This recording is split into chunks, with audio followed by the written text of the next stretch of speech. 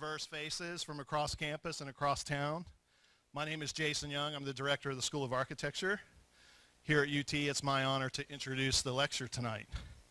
So here at the College of Architecture and Design, we're fortunate enough to have a really robust lecture series where we bring in creative practitioners, nationally and internationally renowned architects, and artists and other performers who allow us to, basically share in the diverse forms of practice that we see today in the field. So we're lucky to do that through a few key sponsorships like the Robert B. Church Memorial Fund, among others, that allow us to have such a robust lecture series. So tonight's lecture will be for sure a treat, and will be given in tandem by Josh Shelton and David Dow, two of the three principals at the Kansas City-based firm of El Dorado. So the firm El Dorado was established in 1996 and is a pretty interesting hybrid practice. They do everything from architecture, urban design, curatorial work, engagement with education, engagement with communities, and fabrication. And I think in many ways their firm marks a kind of demand that's out there now for that form of creative practice that runs the gamut from educational engagement all the way out to infrastructure with a strong kind of human dimension that occupies the middle ground. So their roots are decidedly Midwestern and Kansas City, though I think of them as a Southern practice. Part of the distributed South, and well,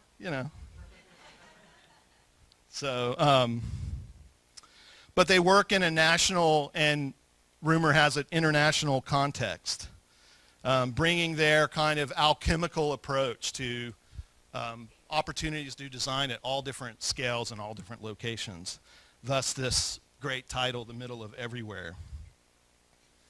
So the firm is really well awarded and appreciated nationally, numerous awards from the local, regional, and national level. But probably the one that sums it up the best in a short introduction like the one I'm going to make is they're currently ranked 14th among American firms in the category of design by Architect Magazine, which is the publication of the American Institute of Architects. So obviously, we're proud of that because Josh Shelton is a 1995 alum of our school and is engaged in our school on the Architecture Advocacy Board and has been active here certainly over the time that I've been here for the last 5 years, annually, if not multiple times each year. So we're proud of the work that they do by extension. And so awards like that, help bring value to our mission here. So congratulations for such a great honor, but we're also claiming credit for that at some levels. David Dow, his partner, was educated at Washington University in St. Louis and also at the University of California, Berkeley. And he joined the practice near the beginning in 1998. Josh came later in 2002. And to be sure, they're kind of a dynamic duo, as we're about to find out.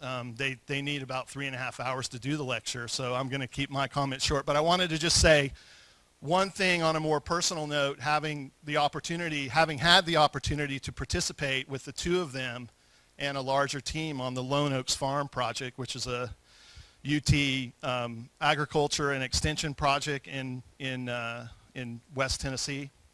And El Dorado, along with Nelson Bird Woltz and Matt Whitaker from Chattanooga, were awarded the commission to do a master plan, and we were lucky enough to be integrated vertically with that here at the UT School of Architecture. So we had students in a studio taught by Professor Bob French, who's been involved with the Lone Oaks project from the beginning and is here tonight, perhaps not. He retired recently and no one's seen him since.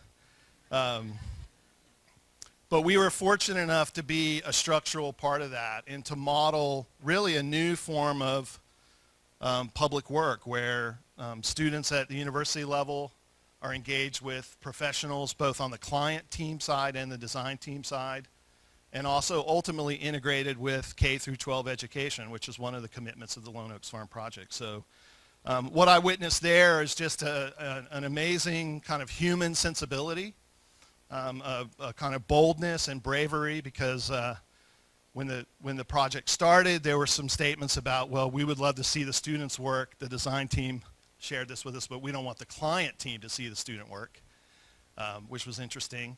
But ultimately, through the work of David and other El Dorado assets on the job, like that barrier broke down almost immediately. And so it was a really amazing experience for that group of students, and something that we look forward to continuing if at all possible. So it's really that kind of human dimension that I think design, inspires us to be better humans, better communities, and to get involved around important issues, and to push one another to be thoughtful and to be bold and daring with work. And that's certainly something that I see in the work of El Dorado. So please join me in welcoming David and Josh.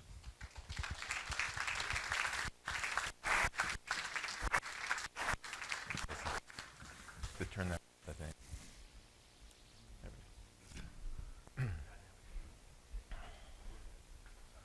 Did everybody see my orange socks? All right. All right. Yeah. Okay. So Jason, thanks. I've been working with Jason on this advocacy and advisory board, along with Dean Poole, for the last 4 or 5 years. It's been an incredible opportunity to reconnect with the University of Tennessee, and I've watched the school elevate. It's now nationally ranked in the top tier of schools. I couldn't be more proud. I wanted to take a minute just to dedicate the lecture tonight to Professor Bob French. He taught me. He's taught probably many of you in the auditorium. The exhibition across the atrium for Lone Oaks Farm is also dedicated to Professor French. I can't really say enough about what he's meant to so many of us, but also to me personally. David got a chance to work with him on Lone Oaks Farm. So anyway, let's give a round of applause to 30 plus years of dedication, Bob French. Actually, let's give him a standing ovation, because everyone, please join me in a standing ovation for Bob French. Yep. He's not.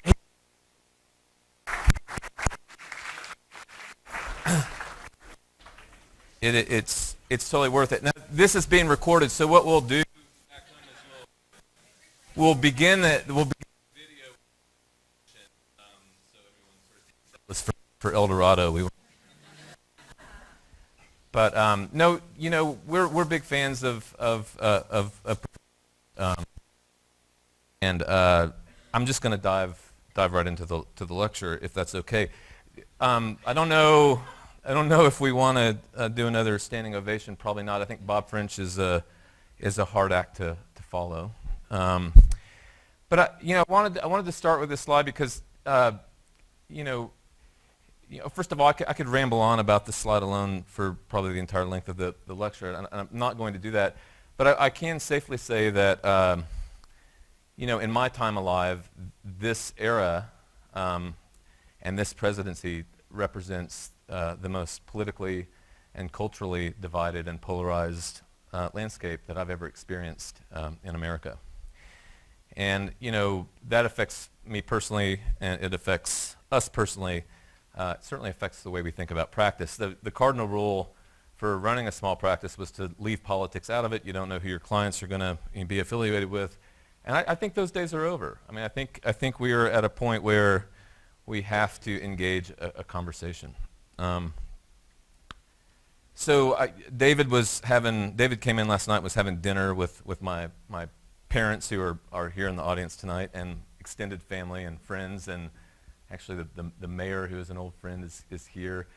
Madeline, would you say that this is the Tennessee Trash softball team? Like, this is so So we played on a softball team years ago together, and Madeline still's part of that. But we were having dinner with family last night, and I was telling the story of a prayer that hung on the dining room wall of my very southern grandmother in Columbia, Tennessee, and it's the Serenity Prayer.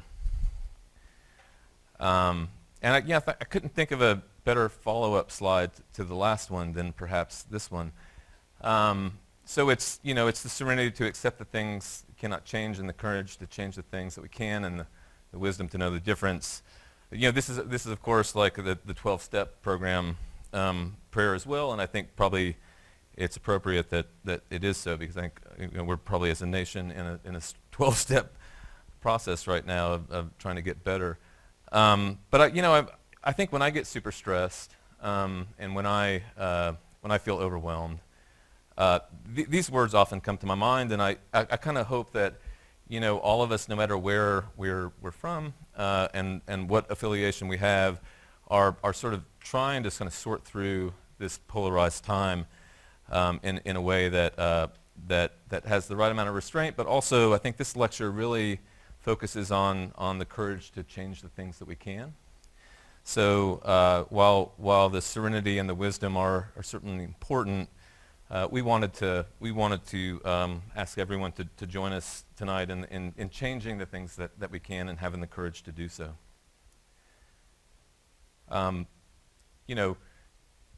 We hear about humanitarian crises all over the world, and somehow in America it feels that's the refugee situations and the extreme situations happen in other parts of the world. That's not true anymore. They happen here. How does a contemporary design community respond to this? There's a Swiss conceptual artist named Christoph Buchel, who proposed that the border wall mock-ups become monument, a big series of installations that constitute an American monument of today's day and age. And I think that's a sort of interesting proposal and kind of thought-provoking. It's a bit of a one-liner. And so it got me thinking about monuments and their kind of time and place with where we are now. Anywhere from what I would call a monument to contemporary art by Donald Judd in the desert of Marfa. Judd would roll over in his grave right now if he knew I was referring to this as a monument. But to Stonehenge, and while these are sort of these transcendent kind of human moments, I wanted to talk about a series of other projects that perhaps help us kind of draw some connections to a path forward and a broader set of conversations that are useful. This is an installation that took place at the border of Mexico by an artist collective called Post Commodity. And it's very simply a series of helium balloons that for 4 hours one afternoon drew a line.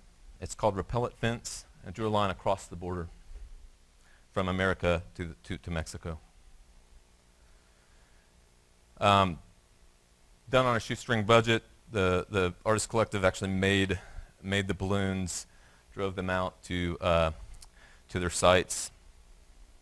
And it was a temporary work, so it's not a permanent installation, far from a monument. But significant about this work was the act of negotiation that made it possible. So there were two kind of federal governments involved in this conversation. There was sort of a whole set of security concerns. There were ranchers. There were local municipalities on both sides of the border. There were indigenous tribes whose focus is very strong in post-commodity, representing that demographic. And it was an act of negotiation that took months and months and months just to allow these 4 hours to occur. And it kind of occurred to me that the act of negotiation is just as much the work as the work itself. Perhaps even more so. If you think about the 4 hours that these balloons flew, you can think about the many months that led up to this moment as critical and emblematic of the work of art. I'm going to stay in the world of balloons for a second. This is a Lebanese architect named Hashim Sarkis, who's currently the dean at MIT. David and I got to know Hashem before he was such a big shot. He was still a big shot, but he told us about this project. Significant to this project is the fact that in the center of Beirut, during a boom between wars, there were a lot of residential high-rises being built, and the elite were ballooned up to see what view their 34th level apartment would have.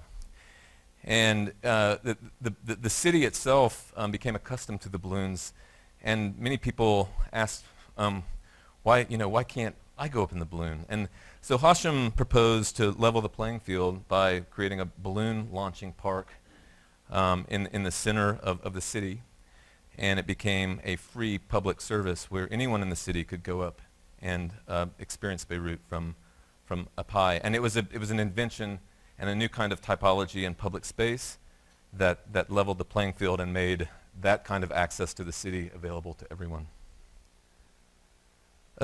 Tomas Sarasano is working in the field of balloons right now with advanced scientific research to imagine flight systems that don't require fossil fuels. So he's an artist that has combined scientific research and kind of visionary thinking towards revolutionizing transportation.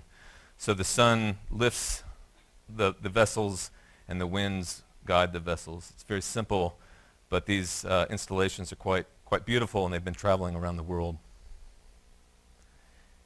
We recently brought on a curator as a partner, and one of the projects that he's been involved with and now we're involved with is sort of asking the question about who has access to resources. So in this case, a wealthy family acquired the archives of famous Mexican architect Luis Barragan, and artist Jill Magid acquired Barragan's remains and made them into an exquisite diamond ring, and is now gone public with a proposal to trade the ring for the archives so that the public of Mexico can have access to this important cultural resource. So again, the question here is the work of art the ring, or is it the proposal itself? And so, I think some of you all may have read about this in the New Yorker. It's been an incredible art proposal that has captured the imagination of many.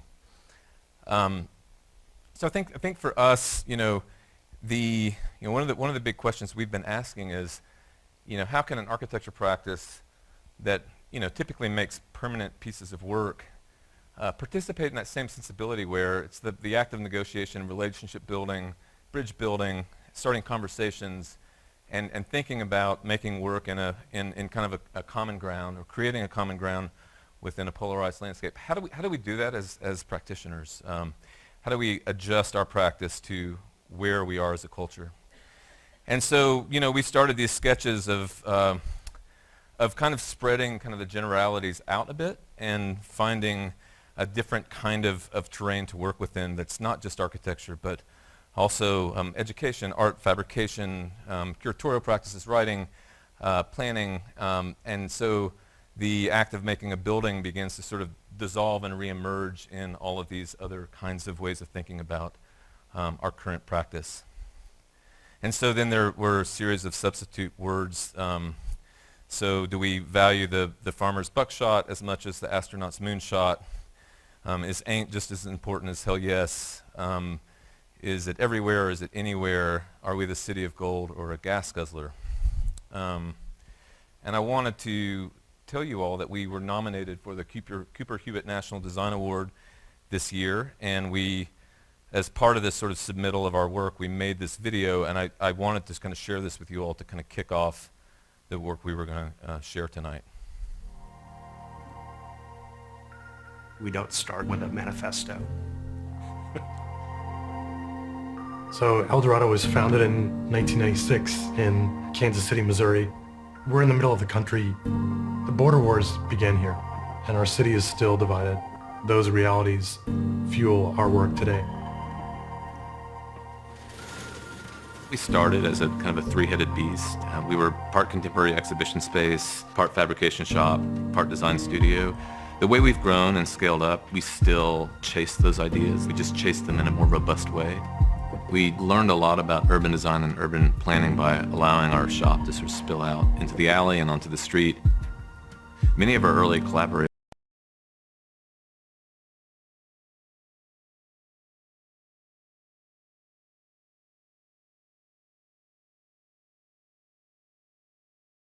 planning practice now. We're going to care for the craft of our ideas, whether it's a public art project, urban planning, a piece of furniture, a 20-story building. We're going to be engaged in the craft of the building.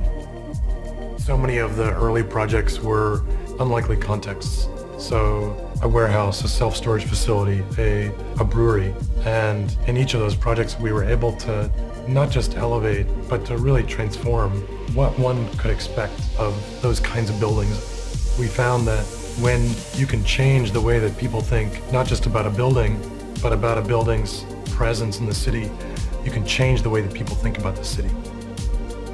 It's not insignificant that we've always worked in the center of the country.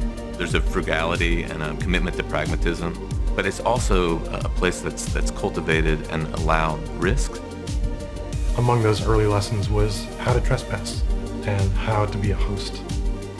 In so much of the work, we are strangers.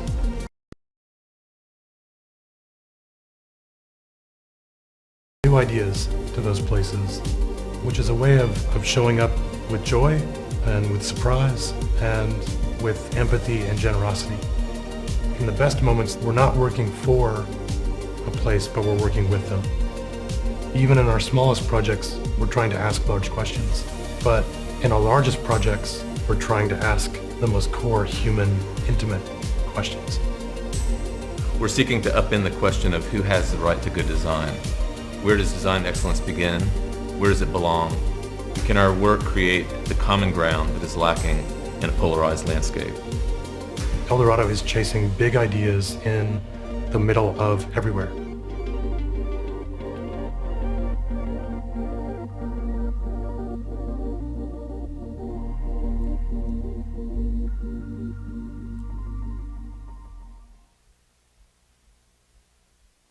So the title of the lecture, of course, is Middle of Everywhere, and we wanted to work with this idea of bridging and crossing and trespassing, spanning, as a way to invite new sets of conversation that might jar us loose of some ruts we find ourselves in currently. I'm not going to go into this, but it's just to say that within each idea, we're going to talk about a few projects that we've either recently completed or are currently working on. So the first chapter is Crossing Divides, and so much like post-commodities projects, it caused us to, that way of thinking and that way of working caused us to look at some of the kind of the borders that exist in our own city. But I wanted to emphasize that we're not kind of arriving at these kind of solution sets or even problem identifications from any kind of pedestal. And I want to kind of share with you the way that we work creates organic opportunities for us to sort of discover these ideas as we go. So this is just a diptych of our office, which is the upstairs 6,000 square feet, and our fabrication shop, which occupies the lower floor. So, El Dorado, as mentioned in the video, we have always been a fabrication practice, and it's very important because it really informs the very DNA of our design language. So, on the left is just a Robert Frank photograph of sort of suggesting the kind of temporary nature of language, the sort of shifting language, shifting nature of language in the landscape. And certainly, for us, there's an evolving set of details that informs the furniture we make, the buildings that we make, and even some of the components of architecture that we touch. So in this case, it's a handrail system, that through many, many iterations and many years we've kind of worked out. And there's a whole process to this of shop drawings, the tools that we use, the cold saw and the drill press, the TIG welder and the MIG welder, sort of mock-up processes, refinement, reiterative thinking, and you know, the attention to craft, when to grind a weld, when to leave a weld exposed. These are all very core questions to us at a kind of micro-focus level. But then, you know, there are moments where this kind of attention to craft shows up in our architectural projects and kind of steals the show. And it's a magic moment where you know that you're actually making the piece that people touch within a building that you've designed. So it's a kind of closed loop way of thinking. There are times that the shop itself transforms into something more absurd, and one of those times every year is there's a Mardi Gras parade, and for many years we had participated in this as a way to kind of let our shop out of the fabrication space and into the streets. So the project I'm sharing with you now was called Badass, and it was something about baking. It was a bacon distribution device and a Salzer spinner. This is Steve Salzer. We were trying to spin him, but we decided that that was not possible. But there were some spinning lights. There were 75 pounds of grade C bacon that was distributed to the crowd. Steve Salzer's grandmother hooked us up with that. Non-OSHA compliant fabrication techniques in the alley. And you know, this one in particular, with our welding table became the float. So you'll see that we wrapped it in Saran wrap. That was the year we tried to give out Krispy Kreme donuts in a thunder snow. The donuts froze. It was not successful. But you know, I think the important thing was that during these moments, we started to discover the practice of urban design and urban planning by sharing the streets with our neighbors. The artist that hosted this particular festival, this Mardi Gras festival, very intentionally took the parade east to the 18th and Vine District, where Charlie Parker launched his career. We crossed Truce Avenue, which was one of our city borders that is an embarrassment to Kansas City, and it's sort of a source of shame. It's our racial dividing line. So many cities that experienced kind of interstates plowing through them in the 50s also experienced pretty sophisticated real estate ventures that moved people of color to one part of the city to make room for development and financial growth in another part.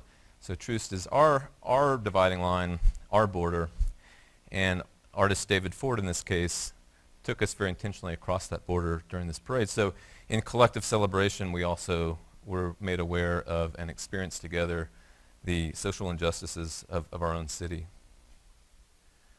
So here we are with our welding table on our way to the east side of Kansas City, where the Mutual Musicians Foundation is, that plays jazz and has been for many years, late into the night. So while this was kind of going on, I was teaching an urban design studio at the University of Kansas and decided to tackle Truce as a big kind of ambitious project. David actually taught that project with me. And we started to dig in a little bit more and discovered how drastic actually some of the data was. The non-Caucasian population being gray. Just what an intense divide. The persons per acre, jobs per acre, being far less east of Truce than west. More than anything, we asked our students to walk Truce Avenue, which was considered for many years a very dangerous part of the city. We all went out and walked the avenue and started talking to people, started having conversations with people along Truce. There was a very human dimension to some of the conversations that I think, you know, a lot of these kids were from suburbs of white suburbs of Kansas City and Omaha and St. Louis, and this was just such a different world, really for all of us.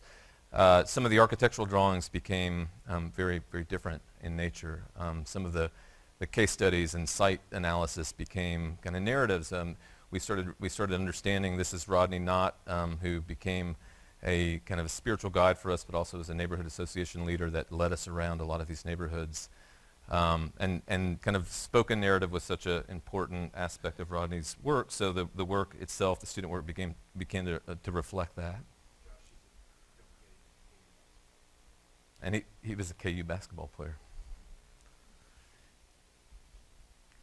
Yeah. And you know, the work, I mean, it reminds me a little bit of Marlene and Ted's studio that we visited earlier this afternoon, but it was a 30-foot long model of Truce Avenue, and we imagined all sorts of different urban infill projects ranging from a local radio station to bank branches. We teamed with the Art Institute of Kansas City to think of this as a cross-disciplinary multimedia presentation where there was video. There was one of the students from the Art Institute created a Truce newspaper. There was an organization of a Truce festival, the graphics around a Truce festival that existed. And so the work, the student work really began to spread out and express itself in many, many different ways that were perhaps at times unconventional as far as architectural standards go. While this was going on, David was also working on Truce Bridge over Brush Creek, which is in the southern part of the city, but the racial divide was just as intense there as kind of the northern portions of Truce that we were working on in the studio. This is Truce Bridge. I'll talk more about Truce Bridge as a project, but I wanted to say that the work we were doing with the students was seamless with the work we were doing as a practice at the time. We were meeting people and creating conversations and trying to kind of uncover what was essential about this project.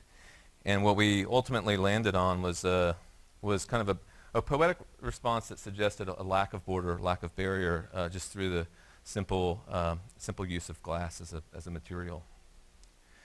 But our shop got involved, of course. We built mock-ups. There was a whole story about a particular kind of bolt that this was a made in USA project, and the bolt was not available.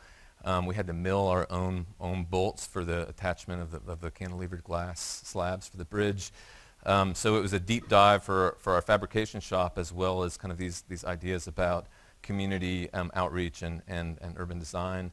It's an infrastructure project at its core. It's a bridge, and this was actually an art installation that we was in collaboration with an artist that thinks a lot about light and photography named Derek Porter.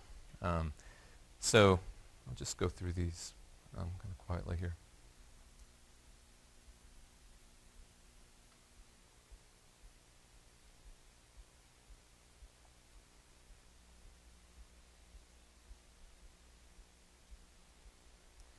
And the next project is it's a project called the Accelerator at Highlander.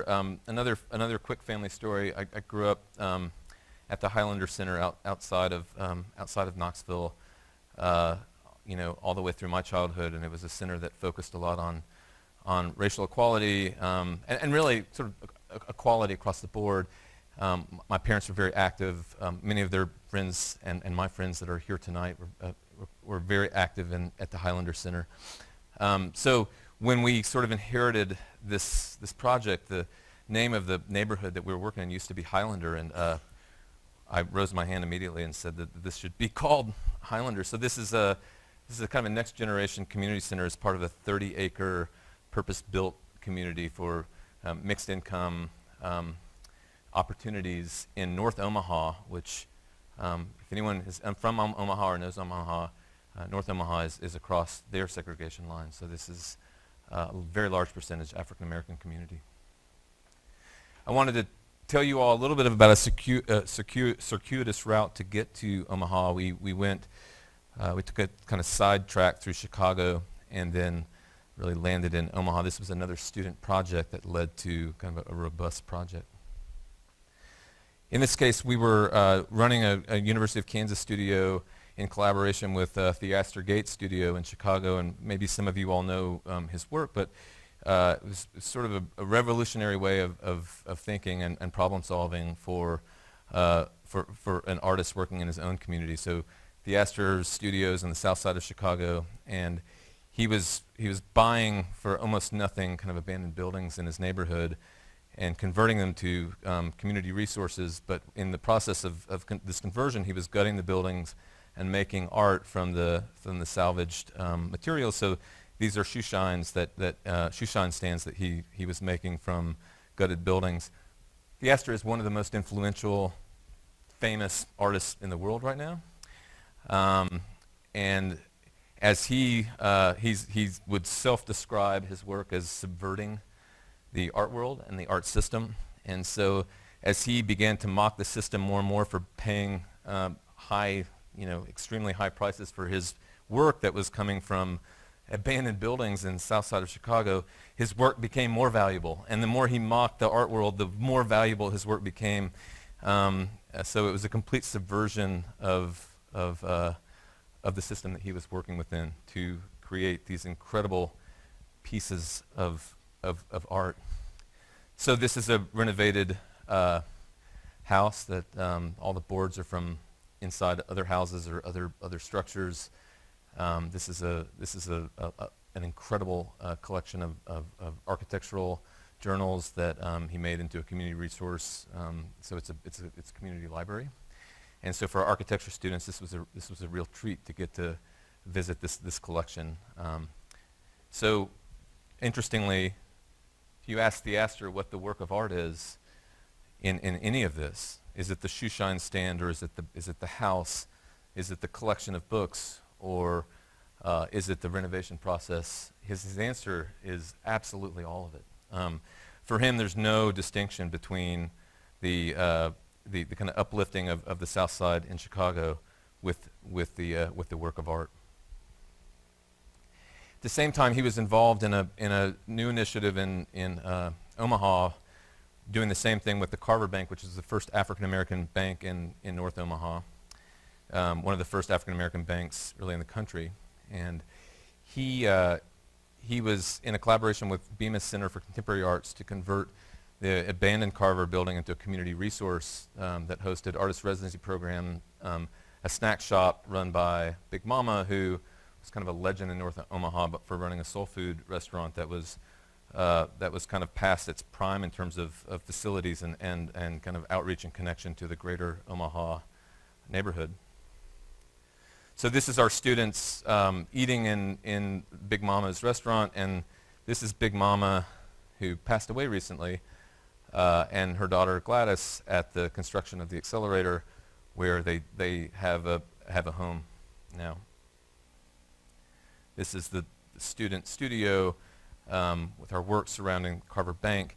During that time, we made a lot of connections in Omaha, and I think people were very excited about the excitement of our students' work. And it started a larger conversation about a project that was underway to convert this site, which you see in pink here, to this purpose-built community that I mentioned earlier called Highlander. So the site is absurdly close to downtown, but it's disinvested. It's not seen new development for years, and not surprisingly, North Omaha is primarily African American. We started to get a little bit deeper into our research and demographics, and kind of discovery about what informs beyond redlining. Is it also contaminated sites? Is it a focus of subsidized housing? What is it that creates and perpetuates segregation in cities? Is it the continuation of highways and interstates that plow right through these neighborhoods? And you can kind of see, this is staggering, the kind of organic and kind of density that was at a neighborhood scale, and when the neighborhood goes through, just sort of the way that it clears out the neighborhood, divides the neighborhood. And so this is our site here, and so we're adding, in these 30 acres, we're kind of reestablishing kind of a neighborhood pattern of density. So we were able to work collaboratively with a great firm from Chicago called Landon Bone Baker, and a firm in Omaha called Alley Pointer Macchiato, and we collaboratively developed a master plan for sort of a whole variety of housing options and levels of income, ownership and rental, elderly, homes for single moms, the kind of the really spanning all different types of diversity to make a complete community. And the accelerator was sort of the hub and the kind of heartbeat and pulse of this new community. And it was one of those projects. I don't know who's the most kind of far out professor you all have right now that comes up with a program and you sort of roll your eyes and think, this really doesn't exist in real life. Who is that here right now? Okay. Yeah. Yeah. So the accelerator, we were working with this incredible group called 75 North and a really sophisticated tax credit developer from Chicago named Brenshaw. And we really got to invent the program with them. And when we were landing on it, I was sitting there thinking, like, this is unreal. So it's two kind of annex locations for local universities and colleges, the Metropolitan Community College, Creighton University. There was small entrepreneurship, business incubators. The 75 North put their headquarters here, this community building nonprofit. Big Mama located her soul food restaurant in a food hall. There's a coffee roaster. There's an event space, and then there was this incredible Center for Urban Aquaponics anchored by a nonprofit, an African-American owned or run nonprofit called Whispering Roots. So it was a dream program, and you can imagine the amount of pressure we felt just to not screw this up. And so, for me, it was an opportunity to insist even more that design excellence at the highest level belong in a neighborhood like this and a project like this. And I often described it as a project that could both inspire and be inspired by its community.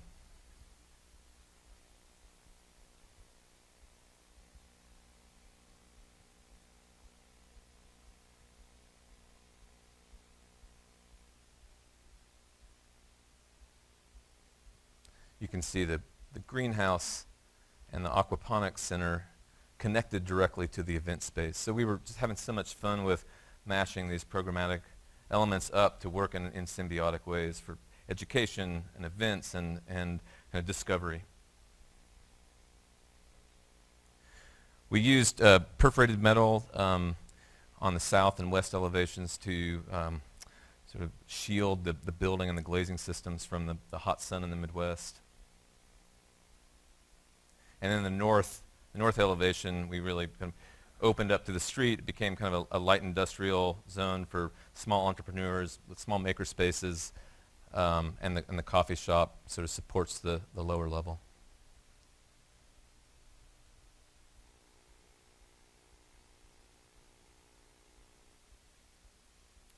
And as important as the architecture, 75 North was there the entire time. The nonprofit we were working with, led by a fellow Meadows and Sidney Franklin, really two of the best collaborators I've ever worked with.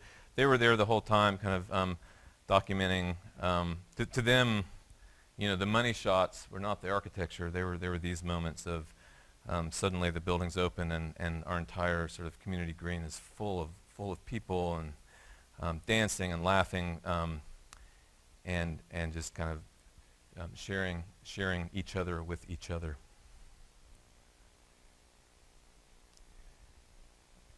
So I'm going to jump to the next chapter, Trespassing Disciplines, and I'm going to talk a little bit about where we find ourselves today.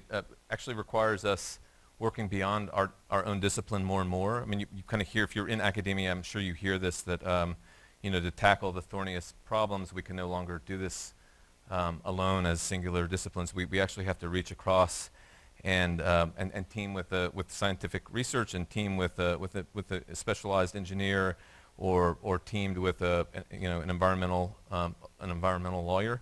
We have to start to think about our own practice as kind of a network or an ecosystem, cooperating with others to tackle some of these problems.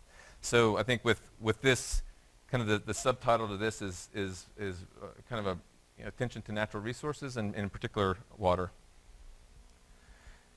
So the first project is a public art plan that we collaborated on with the art practice sans façon, which in French means without fuss. It's a British architect, a British artist and a French architect who've come together to create this cross-disciplinary art practice that's now based in Calgary. They were previously based in Scotland. They're based in Calgary because they got awarded a dream commission to work with the city of Calgary to imagine its water infrastructure as emotionally visible to its citizens.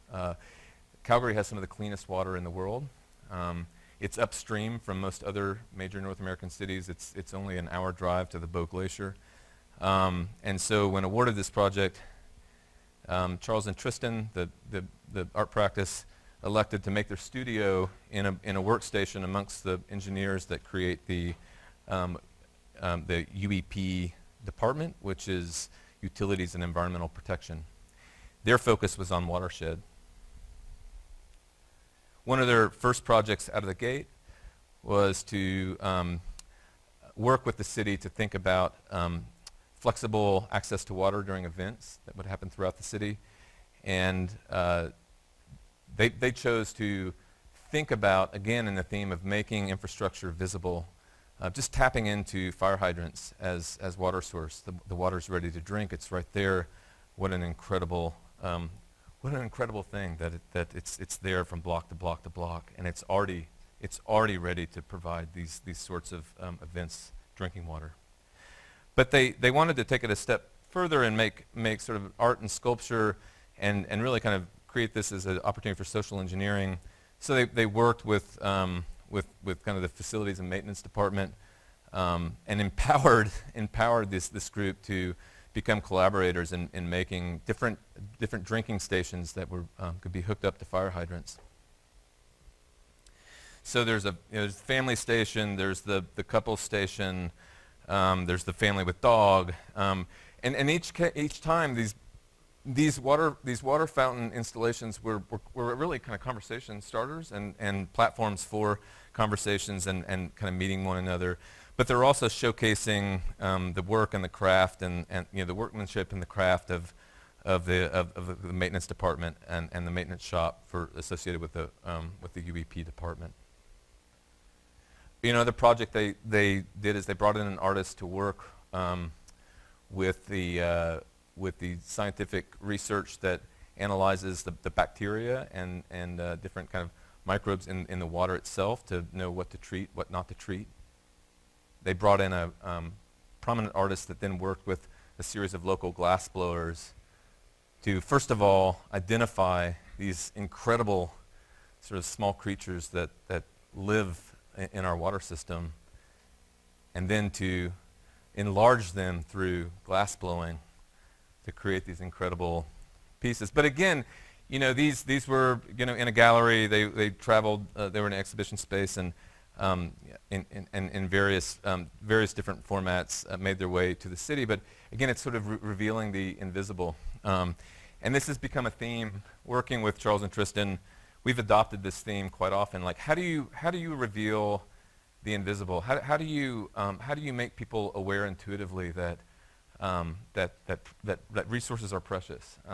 And how do people come to their own conclusions about conservation and preservation? Charles and Tristan radically scaled up on one project, and instead of becoming the artist that did an artwork within a park, proposed that they design the park. So this was a green space along the Bow River. They elected instead to make it a sort of sculptural watershed park that treats water. The watershed towards the river, it treats it before it goes into the river. Really, really beautiful. So these are moments that are huge learning curves for El Dorado. What happens when artists push people out of the way, push other disciplines out of the way, and say, no, we've got this. We've got an idea. We've got an interesting idea. It's transformative. So they asked us to come up and help them with the next phase of the plan, which was really to take a lot of the ideas that they had undertaken in the watershed arena and apply it to the broader department, which deals with climate change, deals with all utilities, deals with waste and recycling. And so we were tasked with then coming up with a plan to expand those sensibilities. And without much warning, they basically put us through the same process that they had put themselves through. We spent a week of like 14 hours a day visiting all the different workers within the UEP departments, spending time in research labs, really understanding at a core level what kind of pride that UEP department takes in their precious resources in Calgary. And the result is a plan that's in progress that continues this idea of embedding artists in the actual municipal engineering work, and that artworks won't be declared until artists have spent time with engineers and with researchers in the various departments, that the works themselves emerge from the crossover of art and research. The second project is the Rainbow. It's an artist named Michael Jones McKeon, who started his work as a backyard experiment in Lawrence, Kansas. Began photographing just natural rainbows that would occur at a very small scale, backyard scale, different levels of mist. Was a friend of Hesse, who's our partner as a curator. Hesse asked if he'd ever thought about scaling this idea up. And this is while Hesse was a chief curator at the Bemis Center for Contemporary Arts in Omaha. And his response to Hesse was this sketch literally on the back of a napkin: "Crazy times, anything is possible. Hope all is well in Omaha." So Michael's sketch implied not just scaling up, but really a kind of a urban scale installation, a rainbow over a building. So it was important to Michael and to Hesse that the water used be recycled from the roof, and that actually this became as much of an education and advocacy for water recycling as anything else. So there were early experiments with jet systems that were harvesting water from the roof of the Bemis Center for Contemporary Arts facility. So during the summer of the installation, the entire building kind of transformed into this large-scale water recycling machine, and you can see the big pipes coming down from the roof filling these cisterns. And the gallery spaces had to negotiate and work around these large pipes kind of coming down through the roofs. So artist installations were actually sort of curated and installed around this recycling infrastructure. So it sort of infiltrated all parts of the building. And there was a lot of research. We were talking today in a studio about how a lot of people think art is something magic over here. It's actually this kind of work is highly technical. It's great for architecture to be involved in this. And here's the installation, and so it became not just a rainbow over the building, but depending on where you are in the city, it really spanned parts of the city at times.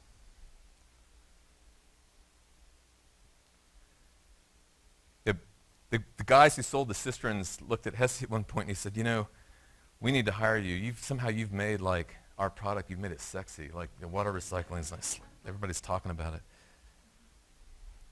Yeah, this is one of my favorite images, and this is one of my favorite characters in all of our archives. But it's a sense of wonder. It's sort of disarming, and sometimes I imagine when we're at our most difficult points and really unable to relate to one another, there's the idea of the kind of oldest spectacle in the world, the rainbow, that like how can you not just sort of feel intimately connected with whoever's standing next to you. This project has legs, so it's now we're now in conversation at Fort Mason in San Francisco with a much larger and permanent installation. That was just for one summer, but this conversation made its way to the governor, who acknowledges that that California has a water crisis. There's actually technology to treat gray water and black water into potable, drinkable water, but public perception's a huge problem with this. So he's embraced the rainbow as sort of a catalytic installation that can help with the perception of water recycling.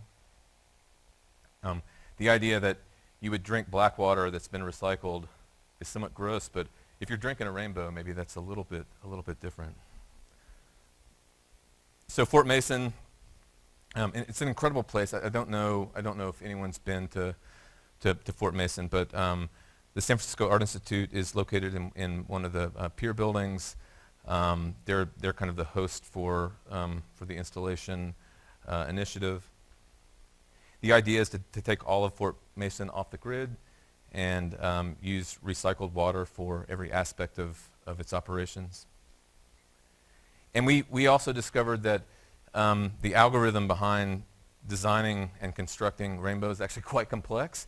So it ranged anywhere from really kind of breaking down ideal conditions based on historic weather patterns to know kind of where and when and how to best place sort of jets and rainbow optics, down to computational design to best predict where an optimized rainbow installation would exist within a certain site. So this has been a highly technical, sort of scientific experiment on the side of certain members of our practice who are now certified kind of rainbow designers. So these are renderings.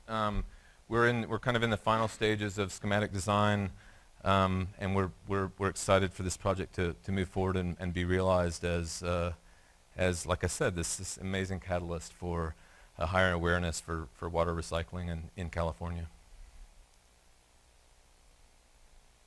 Double rainbow.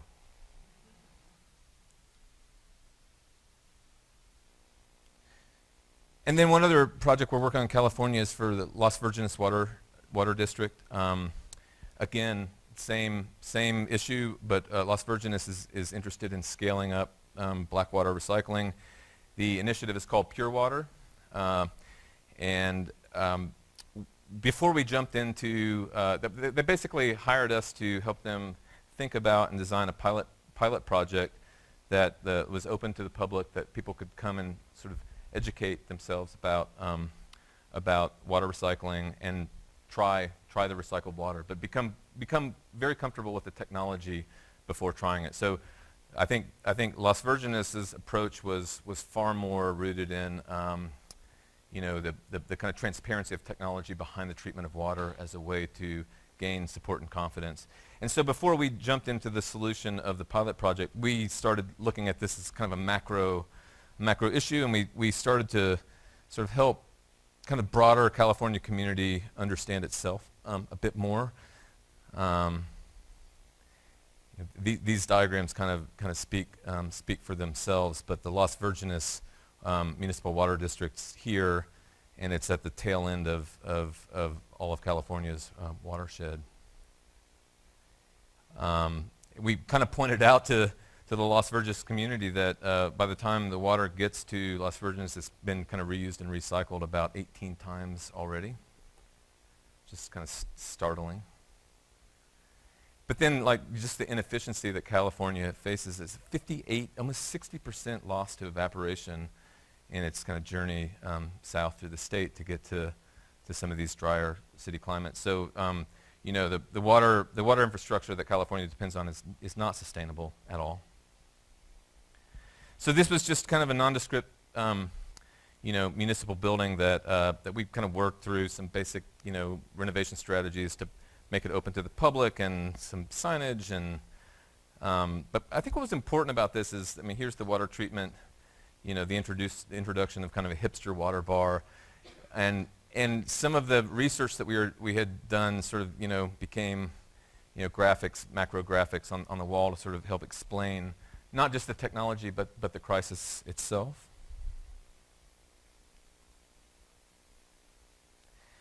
We talked a lot about branding. Incidentally, Las Virgenes, for those of you who don't know, it's Calabasas, right? So this is the highest celebrity population per capita in the United States. We started realizing that, Kim Kardashian lives in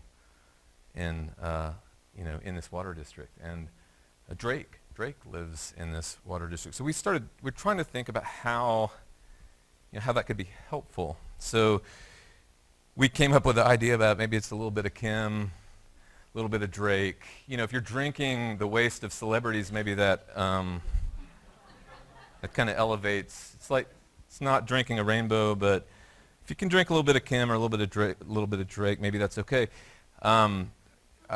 This was not as appreciated as some of our other ideas, and it didn't make it to the final round. But it was sort of my favorite moment of the project. So I'm gonna welcome David up, and yeah. Thanks so much, John. He's probably gone too long. He went too long. Good. All right, so I'm going to shift to bridging context. This is really talking about the work that we do in rural environments. We're not going to talk about Camp or Lone Oaks because Lone Oaks. You can't hear me? Can you hear me now?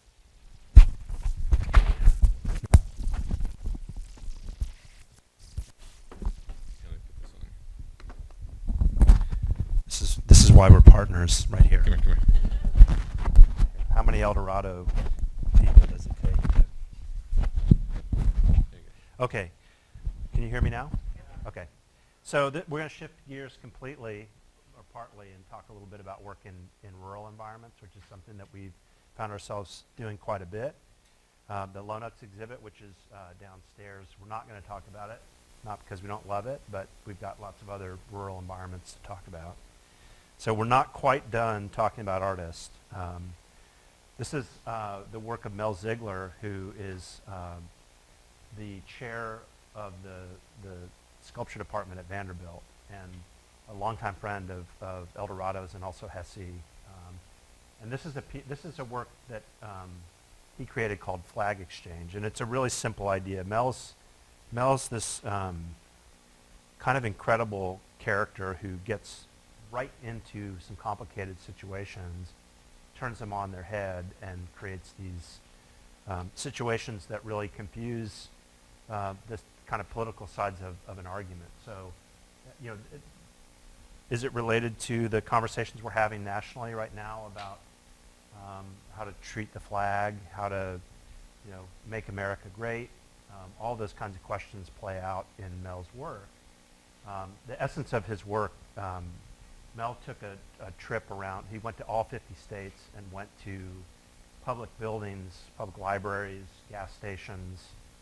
I think he even went to some Army recruiting stations that were displaying tattered American flags, which is against the law for public institutions to display tattered flags. And yet, in every state, he found an example of that happening, and offered to exchange their tattered flags for a new flag, with the idea that he could take the tattered flags without naming who they are, but naming the state, and then putting the flags on display.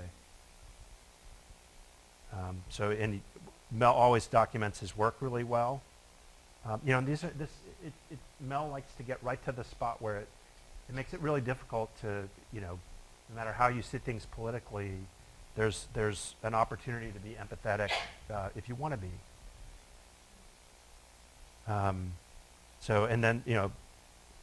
The work this is at the San Francisco Art Institute. The work is on display. The presidential debate from the last election is being watched under the tattered flags. Federal Hall in New York, which was the first federal building constructed. It's a national park. The flags were on display here. And I saw this at the opening, and you're really confused by what you're looking at, because it's beautiful. The story is incredible, but it's also, it raises significantly more questions about what we ask of ourselves and we ask of each other, and sometimes even demand of each other, and what we're really willing to actually do. And Mel just leaves it right there, and I'll just leave it right there too. This is Walton, Kansas, population 1.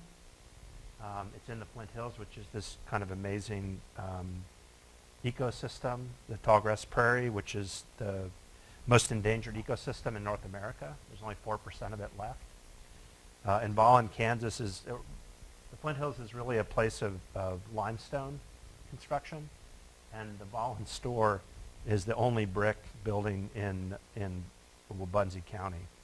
A client of ours, it was a cattle loading station and also a general store before the era of automobiles. It was built in the early 1900s, and it was the center of this part of Wabunsee County. And everybody has a story about the general store.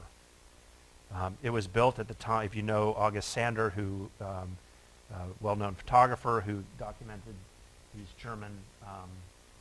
German farmers who, night out on the town in their kind of ill-fitting suits. The same era, it was really interesting to think about the photography in Germany around the time of World War II. The same time that Otto Kratzer, who built the Volland store, was building his store, and a very similar kind of documentation of the social life of Volland, Kansas. There's an incredible collection of photographs of the whole life of the town from 1908 until about 1970 when Otto Kratzer passed. So very typical standard kind of story of small town America of degradation, change in use, change in social behavior, and change in value. So, architects depend on crazy people for clients, and sometimes, not always, or passionate, I should say. And Patty Reese on the far right, Patty would drive by this building all the time, and the family that owned it, which was the Otto Kratzer's kids, they weren't interested in the building. It was in a state of complete disrepair. It had been, all the floors had been eroded for 20, 25 years. They were going to knock it down and sell the brick for scrap. And she just could not stand the idea. So without any idea about program or what to do, she bought the building and then hired us to help her program it and think about what to do. So it's complete now. It's this amazing cultural center, social center in Volland, Kansas.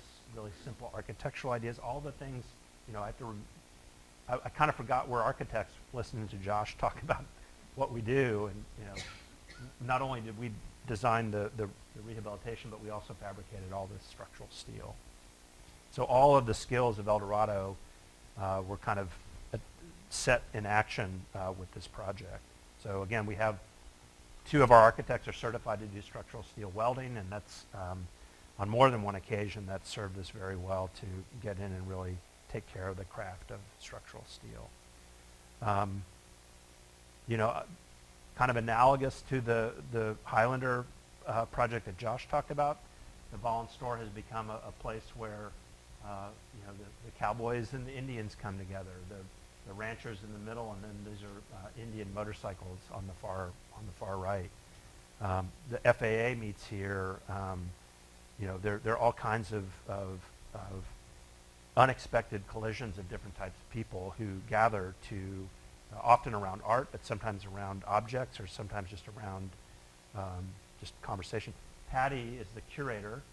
We're trying to get Hesse to sort of eke his way or inch his way into the program, which is working very slowly. But Patty actually managed to convene a whole series of conversations around climate change in a part of the country where those are fighting words. Like, people don't want to talk about climate change. They know it's happening, but just don't call it that. So it was really pretty amazing. That's the Volland store. So we bring our students. We talked a little bit about the RFQ language about it'd be really great if you could figure out a way to bring students into the fray. Something we understood extremely well, and we did it here in Volland. This is the town of Volland. The one resident lives in that house right there.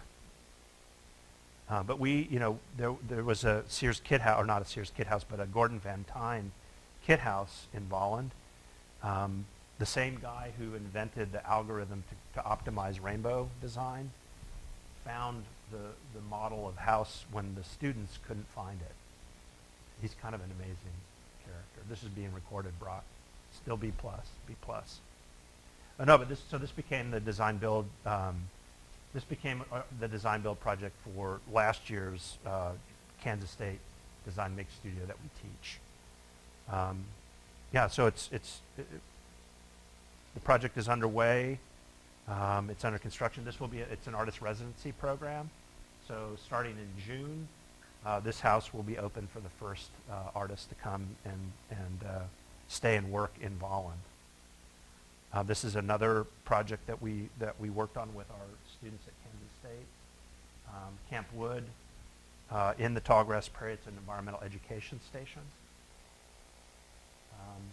So a group of 15 students, basically, with the help of masons and steel workers and carpenters, designed and built this project in 2 semesters and a month. This is the Tallgrass Prairie up above and what's remaining down below. And we happen to be right on the edge of this incredible ecosystem. That's the site.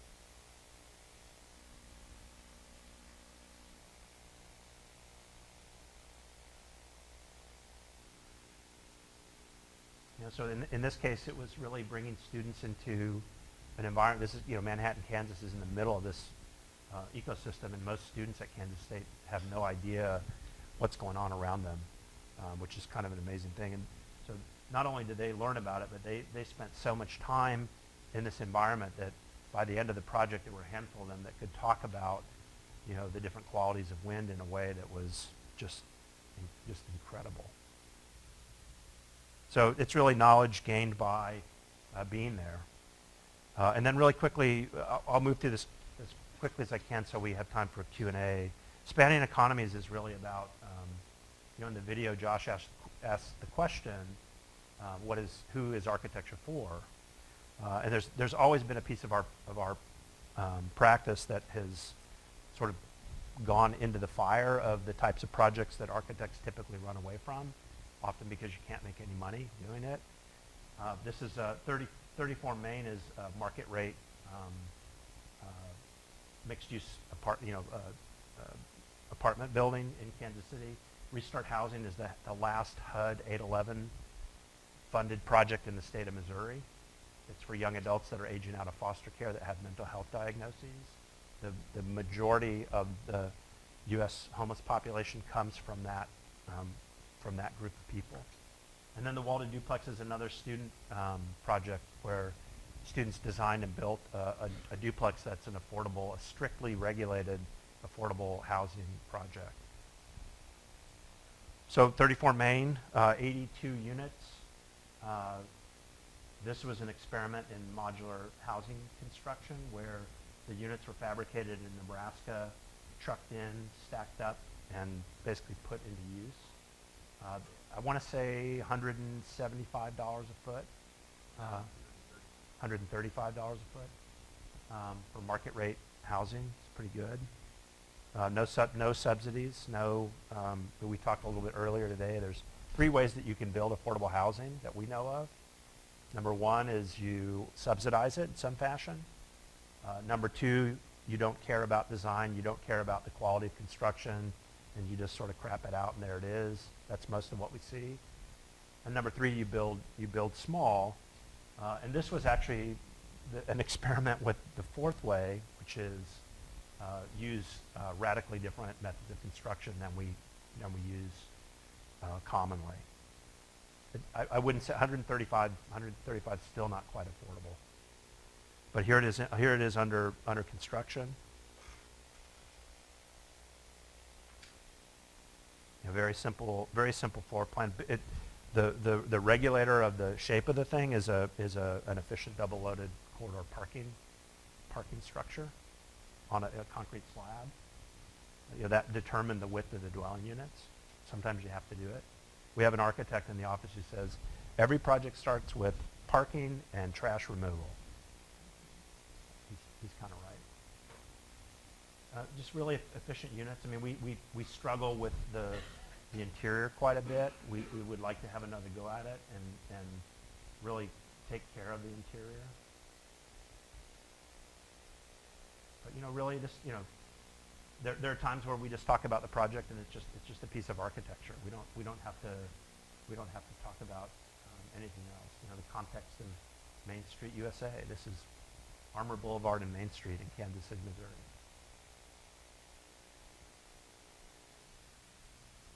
Restart, it's a 16-unit apartment building, $125 a square foot, regulated by HUD, which meant prevailing wages. There's a funny story about the HUD inspector ran over to somebody emptying the Johnny on the spot and said, I need to know that you're making a prevailing wage for that task. And so they had to produce all the paperwork to make sure that everybody was being paid.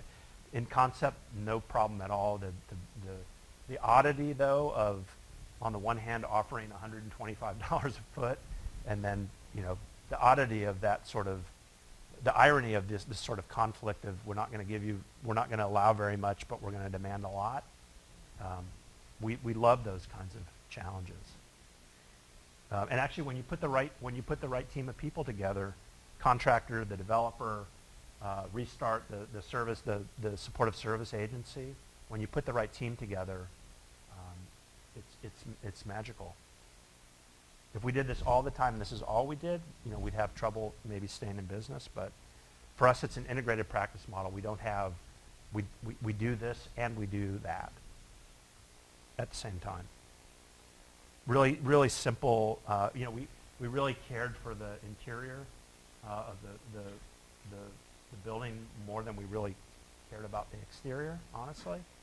And we wanted, understanding the client and what their issues are, the ability to create little micro communities within the building, the ability to allow individuals to control the way that they move through the building, things that we might think about as just sort of, not that important for them. These are the things that if given those conditions, they can begin to really start to focus on other things. So there was a series of 2 courtyards, which basically meant you have a community of 4 people, and if you look through the light well, you have a community of 8 people, and then the next one was a repeat of that.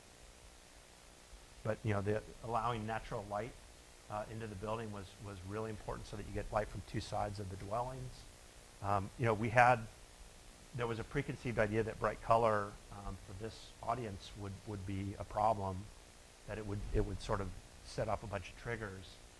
And we actually found out it was the opposite, quite the opposite, that saturated bright colors for this demographic is used in the right way, has a real calming effect. So exposure to nature, exposure to light, exposure to color, these are all really good things. And on the inside, these are some of the residents. We developed our own statistics about the project. In an 811 project, the typical percentage of people that have jobs is 20%. In this project, it's 80%. There's another statistic, which is the frequency of service calls to the police department in an 811 project is like two per week or something on average. We've had 2 over the life of this building, and it's been in operation for almost 3 years. So does architecture matter? I don't know, but the statistics are what they are. Facts are facts. And it's also, the building's very contextual. Across the street to the left, that's a 5-story storage facility. So this was a parking lot that was, in complete disrepair. So in many ways, the 811 project, which many neighborhoods didn't want in their neighborhood, was the highest and best use for this particular piece of land. Walther Duplexes, again, I want to get to Q&A, so I'm going to kind of buzz through this, but students designed and built this in a little bungalow neighborhood in Kansas City. The testament to the impact of this project in the neighborhood, the immediate next door neighbor, was really not happy, probably because it had been an empty lot where his dog was allowed to go and piss and shit and everything. But he would sit out on his porch and say, "That damn tin box, tin shed, like you kids are ruining my neighborhood." Then the porches came on. Then we finally got to the point where we could add the porches to the tin shed. And then the residents moved in. These are people that make 80% of AMI, and they're charged rent based on 30% of their income. It doesn't work the normal way. It's the developer as a benefit for having the students do the work said, "I'll only take tenants at 80% AMI, and I'll charge 30% of whatever they make." So it takes me a little minute to get my head around that kind of an arrangement from a developer. But anyway, so when the residents moved in and the porch and the landscape started to show up, all of a sudden the neighbor's out having a beer with the neighbors, and he loves it. So I take that as a sign again of we're working in the right place when if everything seems great and perfect from the beginning, I don't think we're really taking on the right projects. So when the neighbor's really not happy with us, we're where we need to be. So we're probably short on time, and we'd love to take a couple of questions if people want to stick around. If you have to take off during this time, we certainly understand. But yeah, if you have any questions, we're game.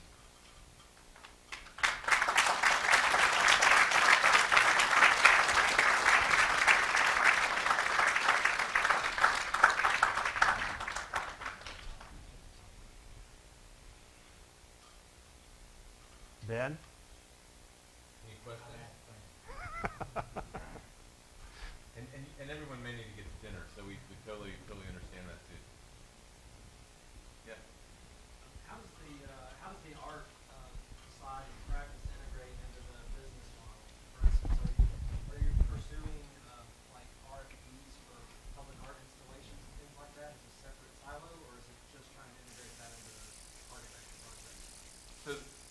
So the answer to that question really has much to do with our own evolution as a practice that's extended from architecture into urban design and urban planning. And the kind of curatorial side of that had to do with finding a curator that was working in the public realm on really ambitious projects of an ambitious scale. So what we've done is created a business model wherein art and planning have kind of merged, and we're working alongside other planning practices. Sometimes we are the kind of integrated planning and curatorial practice, but we're imagining best practices in planning going hand in hand with really interesting activations in the public realm. So if you imagine the rainbow in Fort Mason, San Francisco as a public realm activation, it's kind of a way of thinking about creatively about a site not just as a static kind of green space, but rather, what are the potential for public and great engagement, as the projects are realized.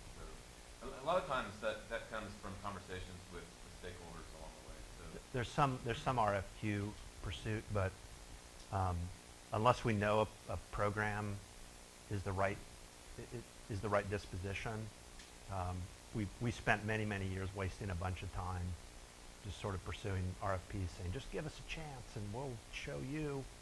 So we're beginning to shy away from that. And then something like Lone Oaks pops up, and it's this amazing RFQ, and we're like, we're going to go convince them, and oh well, now we got to do the work, and now we're doing the work, and what's next? we are currently working with the Mayo Clinic through their program called Destination Medical Center in Rochester, Minnesota. They really kind of hold court in the center of Rochester and are funding a sort of a 4-block area, complete revitalization project. But our proposal with the Mayo Clinic was let's have planning, art, and medical research converge in the public realm. So at this point we're bringing in some of the best artists in the world to work with some of the best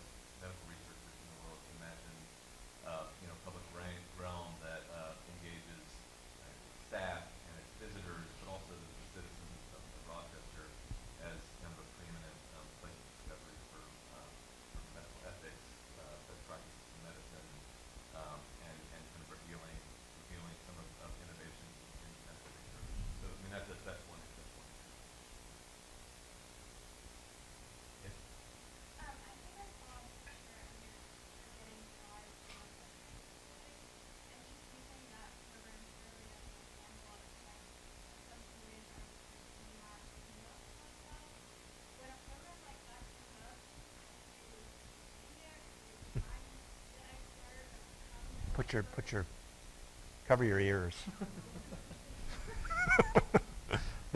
Our project team from Lone Oaks is here, so from UT facilities and UTIA facilities. So of course we're experts in everything. No, I mean, you know, we take on projects where we're not experts. I mean, we're experts in the way that we practice, and we're experts in certain ways of thinking, and there are certain project typologies that we have kind of, you know, it's there, it's all there, the evidence is all there. When we go into new terrain, which we do all the time, we know how to build teams, and we know how to pull in the right expertise, you know, which is it's a hard thing to do, like building the right team that you know is really going to perform at the level that we expect, but also that they're going to be fun to work with. You know, it takes a lot of time to get to the point where you can build the right team. So I'm not sure what the equestrian project is that you're talking about. Interesting though, if you've got Yeah, one, we're experts in that field. Right. We do now have a specialty in agricultural architecture, which we didn't have, you know, before 2017.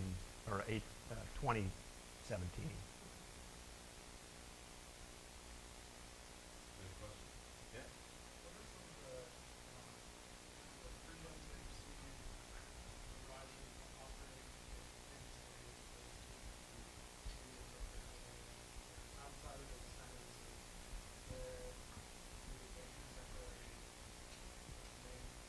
We call it the middle of everywhere.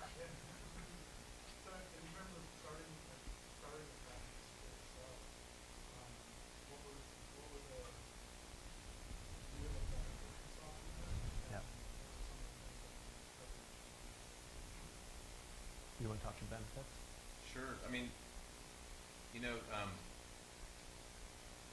it's a very frugal culture, and we learn that not just to work with constraints, but we learn to value constraints. So often when we start a project, we're looking for the constraints to lean up against. And in the Midwest, there were always plenty, whether it was sort of a budget or cultural constraint or you know, something about geographic. It goes from urban to rural very, very quickly. So there's very drastic shifts in context. But you know, we were in our 20s and 30s when we started Eldorado, and there was sort of a renegade aspect to where we were and what we were doing. The cost of living is very low.